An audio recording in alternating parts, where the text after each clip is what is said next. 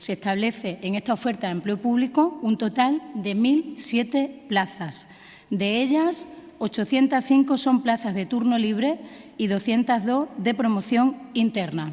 Por ámbitos, 190 corresponden a la Administración General, 331 corresponden a Educación y 486 corresponden a Sanidad.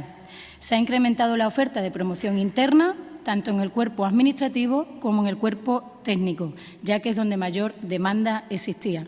Hay que tener en cuenta que esta oferta se ejecutará con las ofertas acumuladas del año 2014-2015 y esta que se aprueba del 2016. Es una oferta relevante. Subrayo que hemos ido al máximo, especialmente en los sectores prioritarios, educación y sanidad, en el marco de la legislación del Estado, que tenemos que cumplir mientras no se cambie, y debo decirles que no nos gusta. Y todas las aspiraciones no pueden ser satisfechas. Respeto profundamente las opiniones discrepantes y exigentes, pero eso no puede privarnos de reconocer que es la más amplia y la mejor oferta posible, que además llega en el momento en que inmediatamente hemos podido hacerlo, tras la aprobación de los presupuestos, y que estamos dispuestos a seguir dialogando con todos los interlocutores sociales de cara a mejorar lo que son las posibilidades del empleo público en lo sucesivo. Que nuestro propósito es dar certeza a los candidatos, a los aspirantes.